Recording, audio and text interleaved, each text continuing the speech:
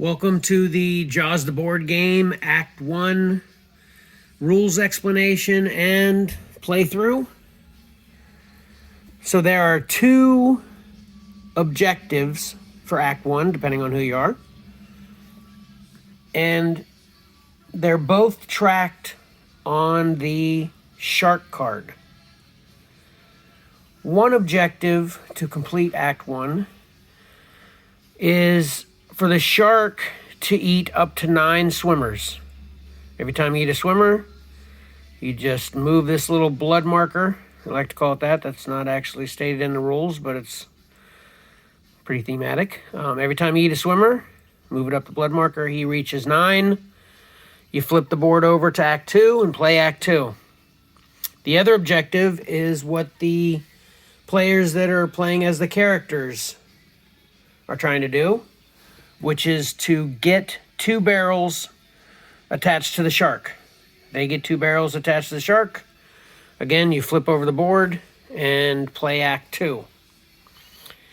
Now, you can actually play Act 1 by itself without wanting to, or maybe you don't have the time to play a full game that includes Act 1 and 2. So if that's the case and you just want to play Act 1, the rules state that the shark would win if he eats 5 swimmers, but the character players still must attach 2 barrels to the shark to win. Other than that, to play Act 1 on its own, there are no separate rules. Everything else is played exactly the same way. So to start Act 1, before you do anything else, the player that's playing as the shark needs to decide where the shark actually starts the game. Now, there is a little shark mini head that represents where the shark is on the board, but you don't put that on there to start the game because where the shark is a mystery, just like the movie. So if you look in the shark tracker here, there's start, and then 1, 2, 3, 4, 5, 6 through 10, and these represent rounds. And each round is basically 4 completed turns. So if you're playing this with 2 players, 1 player would be the shark, 1 player would be all 3 of the characters. If you're playing with 2 players, 1 player would be the shark, and those 2 players could split up the 3 characters any way they see fit. And then, of course, if you're playing 4 players, 1 player is the shark, and then 1 player is each characters.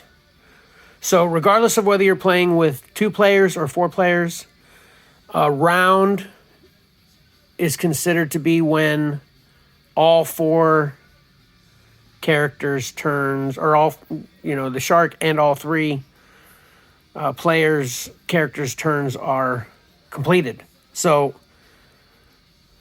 even if you only have 2 players, it'd still be 4 turns technically. So anyway, those are the rounds.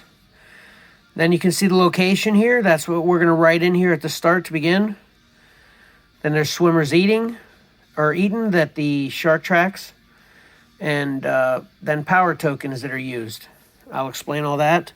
But like I said, to start the game, the character or the player that is playing as the shark writes where the shark starts at. I'm going to write an N in here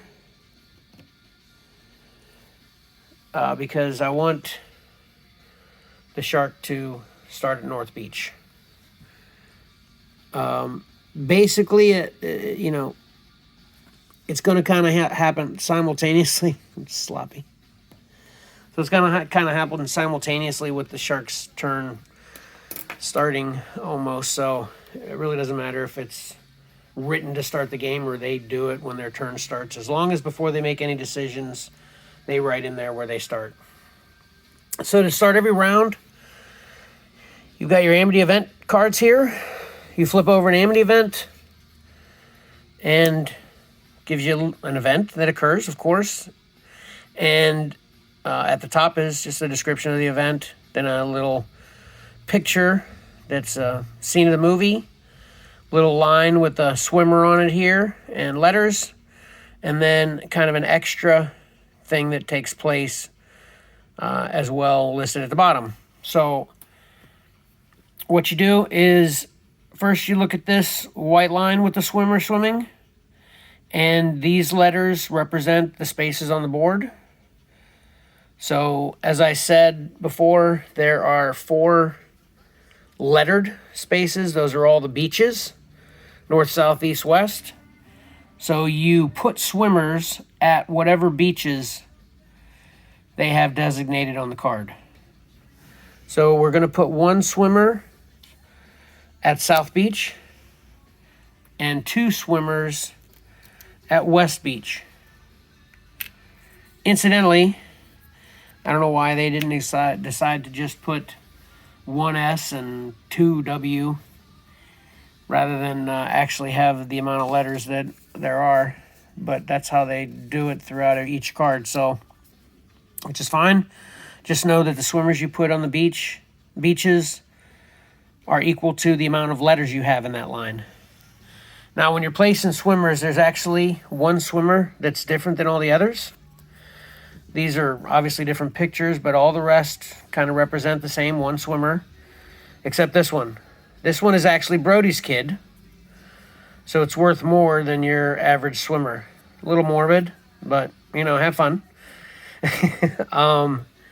If the Jaws player eats this swimmer, they move up 2 in the marker instead of just 1.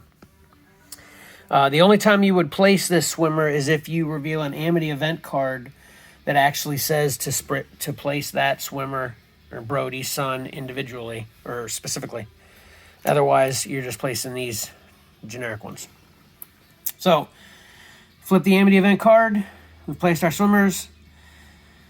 Then in the extra part of the card here, it says if the Sharks swimmer track is at 3 or lower, also place, and then there's more swimmers to place. Now, every extra part of all the cards don't have, add swimmers there. There's a bunch of miscellaneous things that could happen, but it's kind of self-explanatory.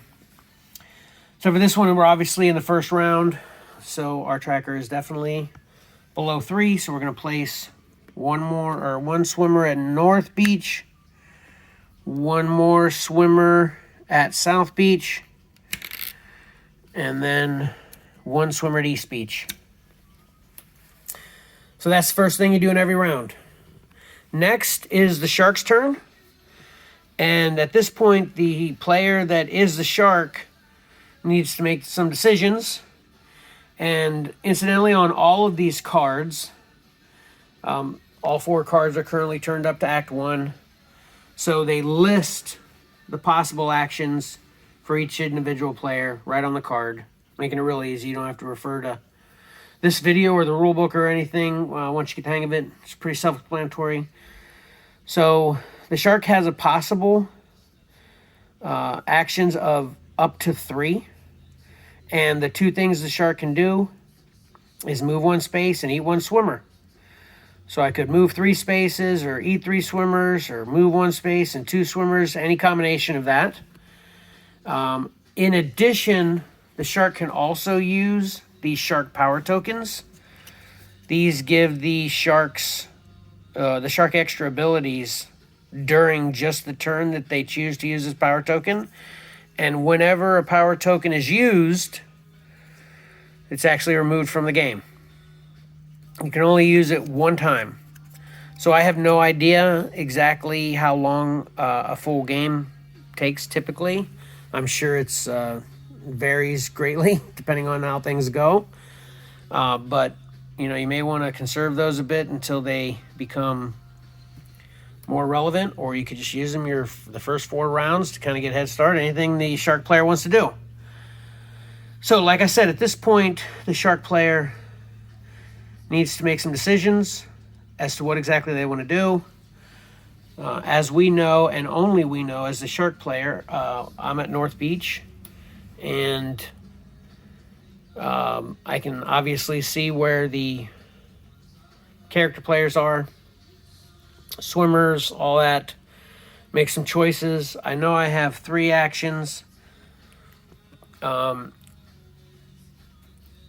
actually going to use a power token. Just to explain the power tokens briefly, out of sight, the shark is invisible to Hooper's fish finder and Brody's binoculars. I'll explain that later. And then there's evasive moves. The shark does not trigger any motion sensors this round. I'll also get into that later. Feeding frenzy. For one action, the shark may eat all swimmers at a beach. So I'm actually going to use feeding frenzy on this turn. And then the last one is speed burst. Once this round, the shark may move up to 3 spaces with 1 move action. Now the key to that is once this round. So even though I have 3 actions, if I play speed burst, I can only use one of those actions to move 3 spaces. I can't use all 3 actions for 3 spaces, moving them a total of 9. It can only be used for one of the actions this round. So like I said, I'm going to go with feeding frenzy. So I'm actually going to, and again, you're kind of, as the shark player, you just got to kind of do this all in your head. There's actually a little mini map.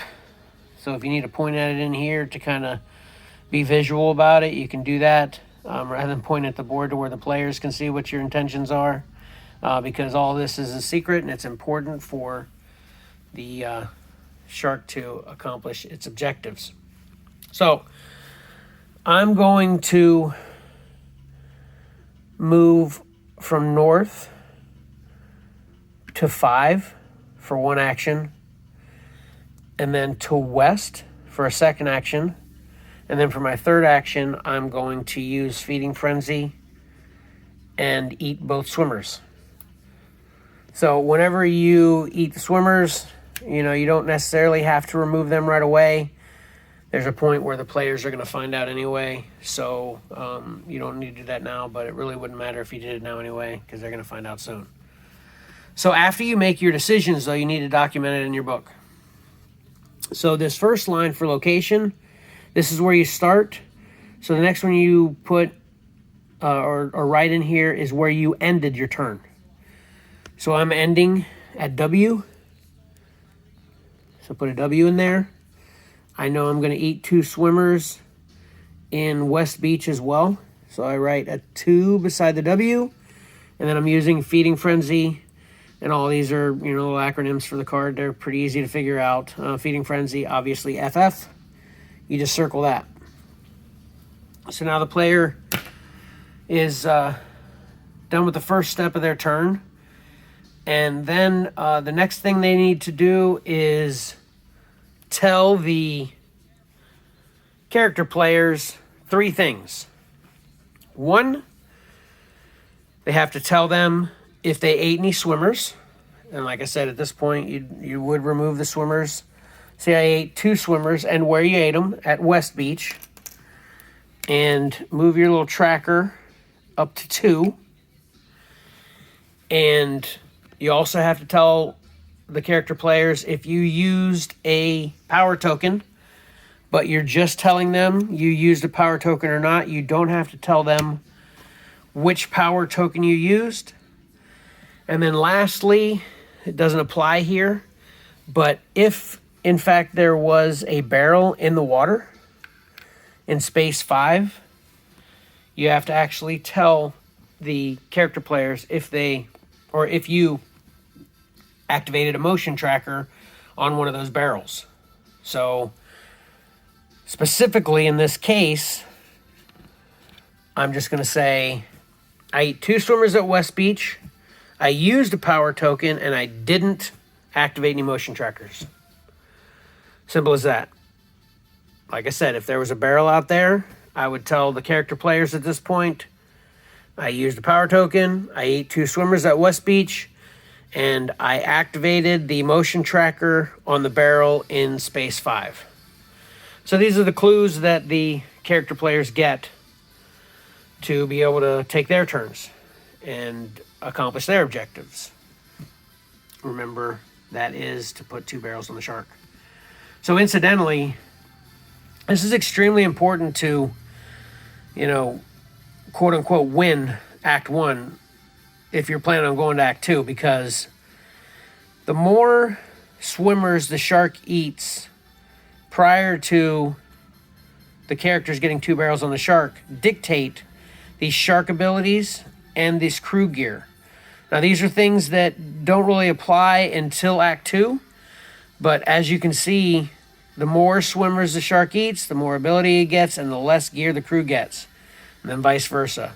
The crew gets the 2 barrels on him before they eat that many, or before the shark eats that many swimmers, they get more crew gear, and the shark gets less shark abilities, which will make a big difference come Act 2. And then, of course, if you're not playing Act 2, just getting to 5 as quick as possible is how you win. So, next is the player's turn, or the players doing the characters' turns. You can do these turns in any order, whether there's one person or 3 people controlling the cards. You can decide on every round separately what order you want to do it in, which may be a strategic help. I'm not aware, haven't been that far into it, but for this example, I'm going to play Brody, then Hooper, and then Quint. Now, the only rule that really applies to what order or how the order must play out is the characters individually must play out all their actions. As you can see on each card, if you have the character flipped up to the Act 1 side, it says possible actions take up to 4. Each character is the same. So basically, the only rule that really applies to the turn order is that you have to do all 4 actions before you move to the next character. You can't do 2 of Brody's, then 2 of Hooper's, then 1 of Quint, and then back to Brody, anything like that. If you're going to play Brody first, you play all 4. Hooper first, play all 4, and so on and so forth. So, like I said, in this scenario, I'm going to be Brody first. They have similar action options, but also their own special action options. So, the first option is move 1 space. So, incidentally, on the board, there are adjacent spaces, which means, beside. So this is east. 2 is beside east. 6 is beside east. And 8 is beside east. You cannot move diagonally as a part of your moves in any part of this game. They point out that it must be adjacent constantly.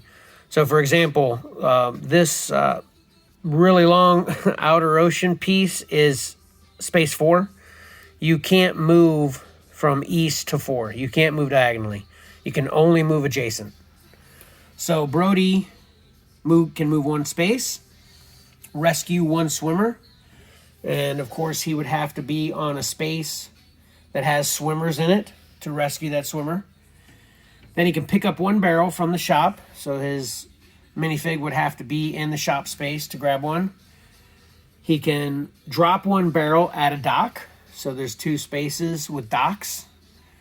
So he'd have to actually move to the shop, pick up a barrel, and then move to a space that has a dock in to drop the barrel. And he can use his binoculars, and he can only do that once per round. And then he can close a beach, and he can only do that once per round. And obviously, once per round is key. You can't move 2 spaces or whatever and then move or then use a binocular 2 beaches. It's just once per round. So what I'm going to do for his first move is actually move to the shop. So that's 1 action. Then I'm going to grab a barrel. That's 2 actions. Then I'm going to move down to South Beach. And incidentally, when he has a barrel, you just kind of ride it like a surfboard and move it with the piece. So he still has the barrel, even though he didn't make it to a dock this turn. Until he gets to a dock and drops it, it'll stay with him. So he's at South Beach for his 3rd action. And for the 4th action, I'm actually going to use the binoculars to show you how that works. So if you're the Brody player, just put the binocular token there on the beach. Designate that you're using them there. And at this point, if the shark player that knows where the shark is, obviously being the shark, were in South Beach at this point, they'd have to be like, boom, I actually am in South Beach.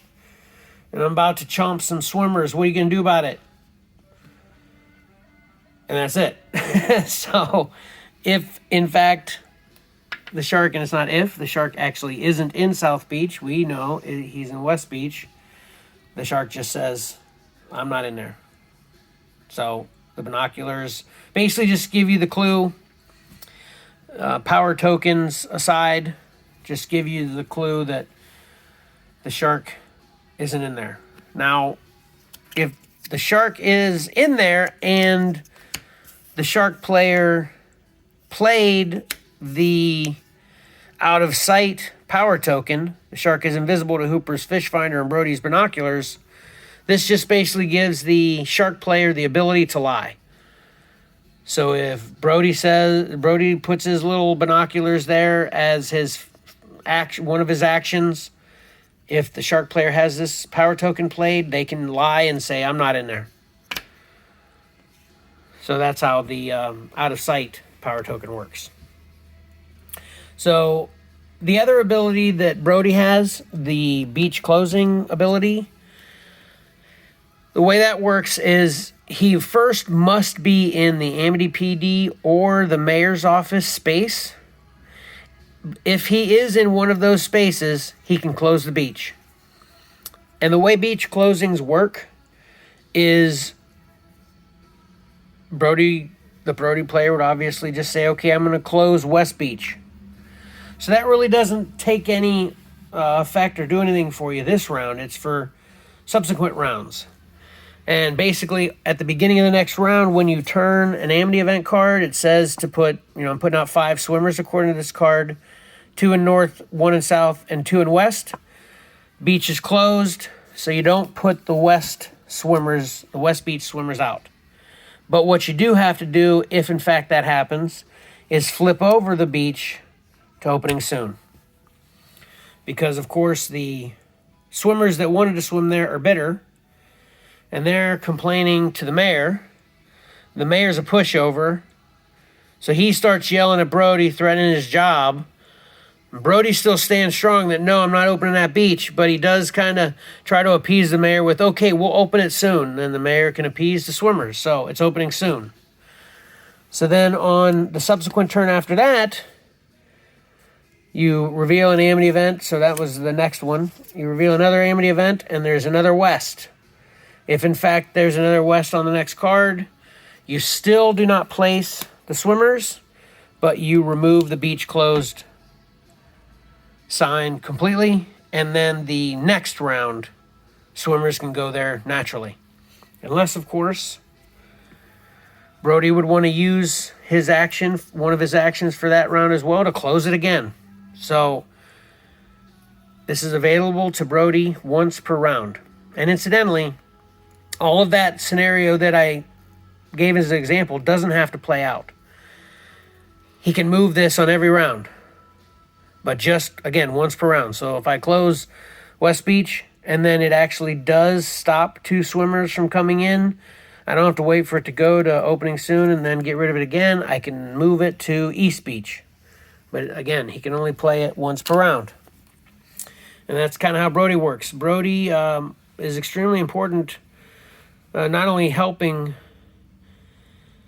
find the shark and save swimmers, but getting the barrels to the docks.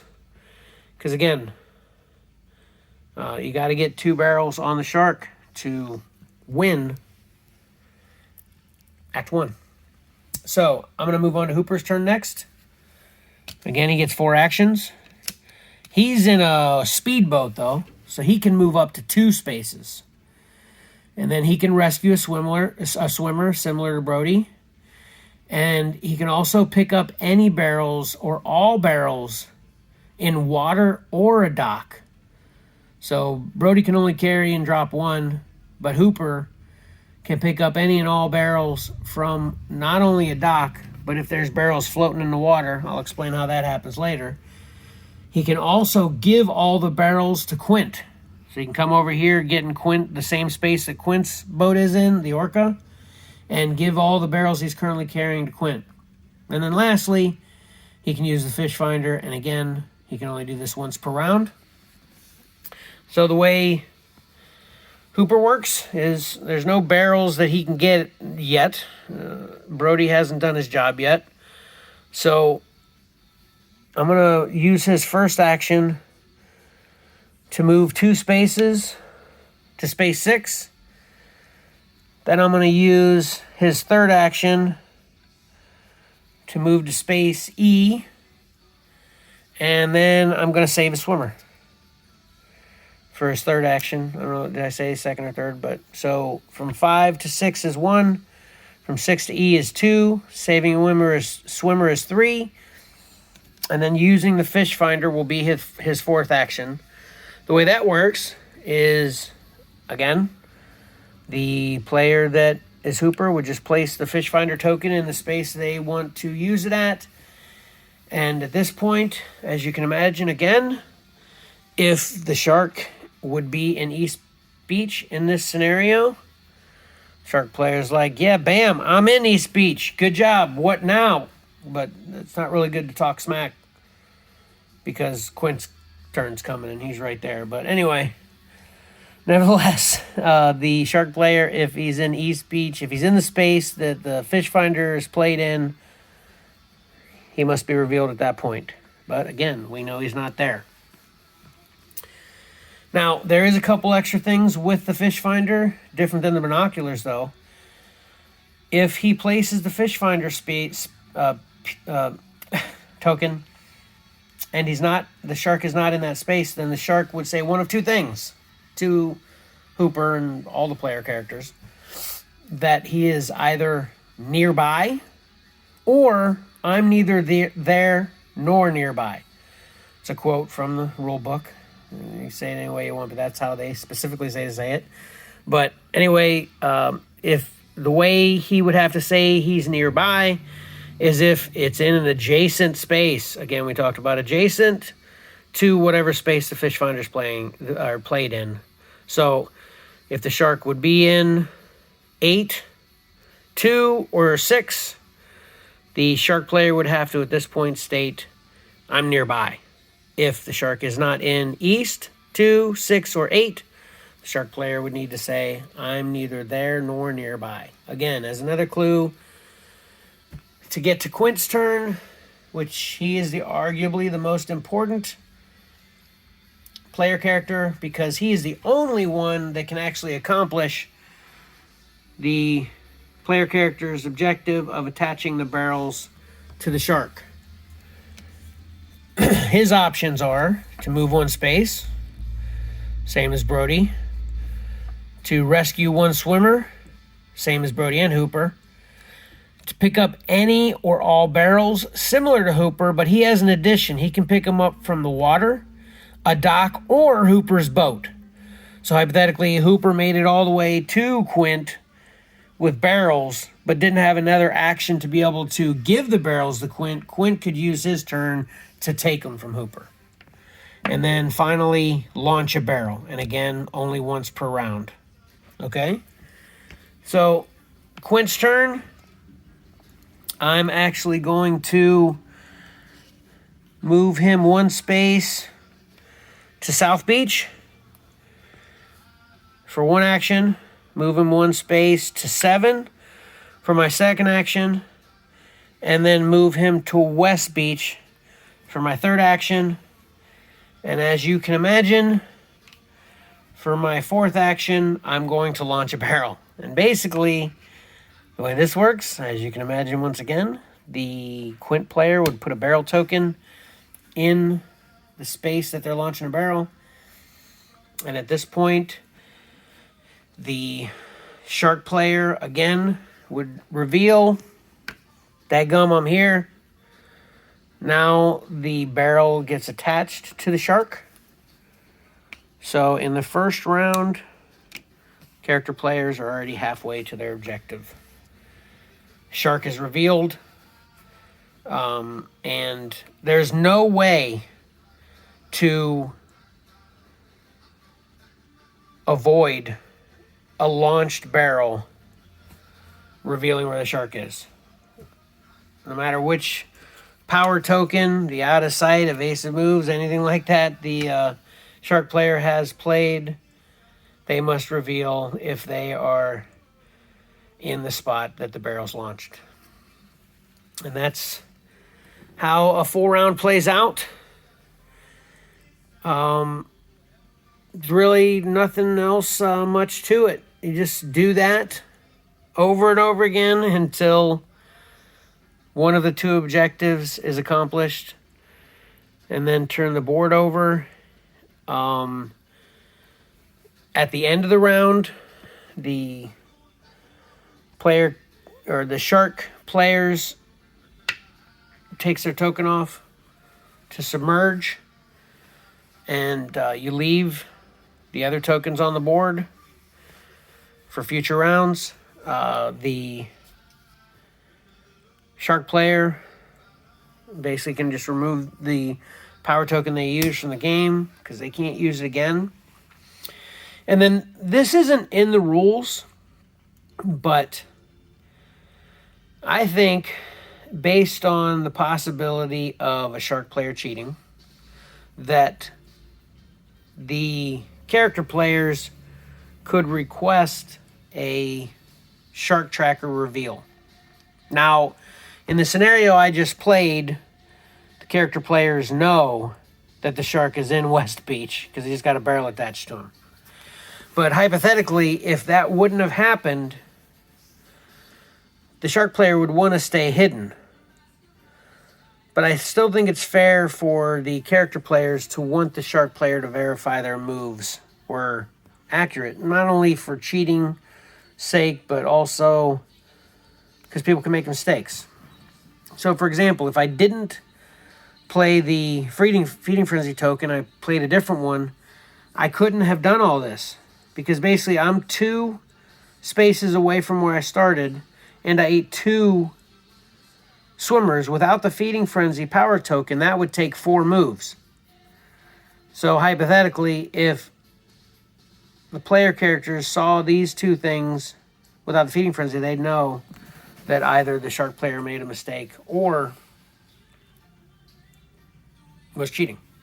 So, in my opinion, you should be able to request a reveal. Now, like I said, if what I said didn't actually happen, the shark player wouldn't want them to know where he is, so he could just reveal, showing the other players what he did without actually revealing where he is. And then subsequently, the next round, I'm going to be in a totally different space. I could cover that, show them if they have any questions or want to verify, and then they would actually be able to see if in round 1 I did follow everything. So you could do it later and see the entire line.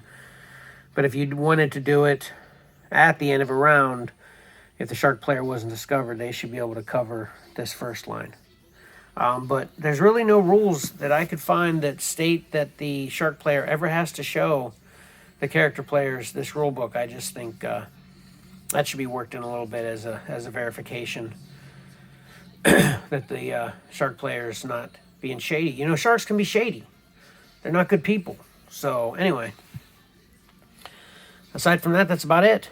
Then you go back to the next turn, reveal an amity, or next round, reveal an amity event, place your swimmers, read the other instructions, so on and so forth. That's how it works to play Act 1. And then once the board flips over, play Act 2 or just play Act 1 by itself. But definitely seems fun. Check it out.